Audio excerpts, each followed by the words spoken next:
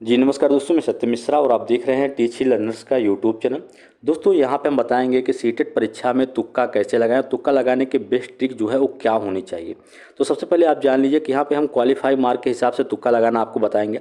जैसे आप ऐसे कैटेगरी में आते हैं जहाँ पे 82 नंबर जो है वो पासिंग मार्क रखा गया है कि अगर आप 82 नंबर पा लेते हैं तो फिर आप जो है क्वालिफाई कर जाएंगे। ठीक है, तो ऐसी स्थिति में आप जैसे मान लीजिए कि ओबीसी कैंडिडेट हैं, तो ऐसी स्थिति में आप 82 नंबर पे आप पास हो जाते हैं। तो भाई आपको यहाँ पे 82 नंबर लाने की ज़रूरत नहीं है। ठीक है, सिर्फ आपको कितना सही करना है, यहाँ पर सिर्फ आपको 60 प्रश्न जो है 60 अंक के सवाल बिल्कुल सही सही करने हैं। ठीक है, 60 प्रश्न आप सॉल्व करें और 60 प्रश्न के जो जवाब हों बिल्कुल सही हों, फिर आपके पास बच जाता है 90 प्रश्न जो आपके पास बचे हुए हैं। अब उसमें से सिर्फ एक ऑप्शन का चुनाव आपको करना है। ठीक है, चाहे आप देखिए ऑप्शन होता है आपका ए, बी, सी और डी, 4 ऑप्शन होते हैं।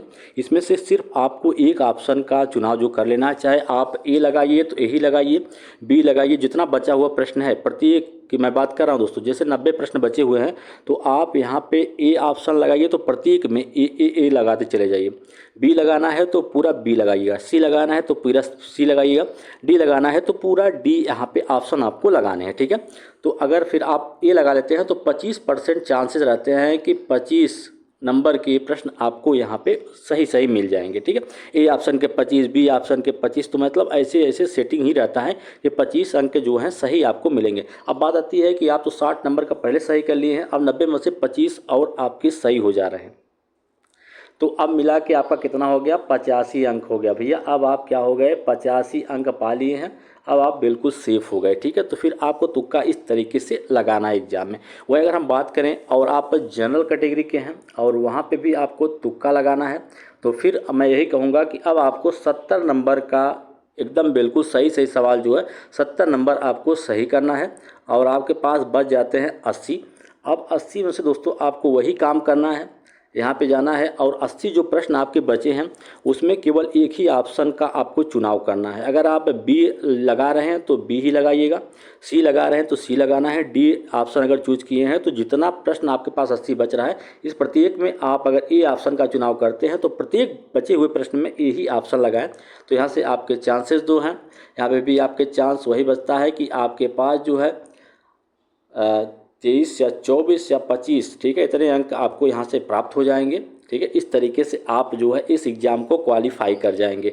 तो फिर रहा ना दोस्तों एकदम सिंपल सा तरीका, और इस सिंपल तरीके के जरिए आप अगर जनरल कैटेगरी के हैं तो फिर आप सॉल्व कर सकते हैं।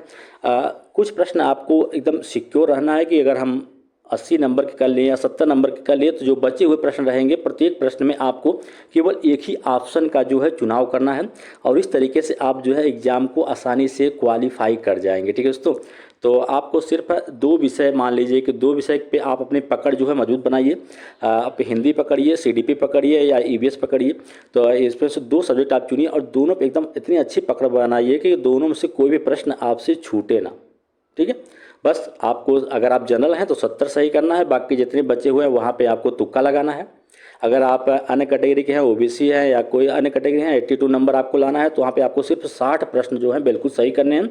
बाकी जो प्रश्न आपके बचते हैं वहाँ पे केवल एक ऑप्शन का चुनाव करके वहाँ पे लगा के चले आना है। बिल्कुल दोस्तों, आप 100% गारंटी है कि आप जो है एग्ज़ाम को क्वालिफाई करेंगे।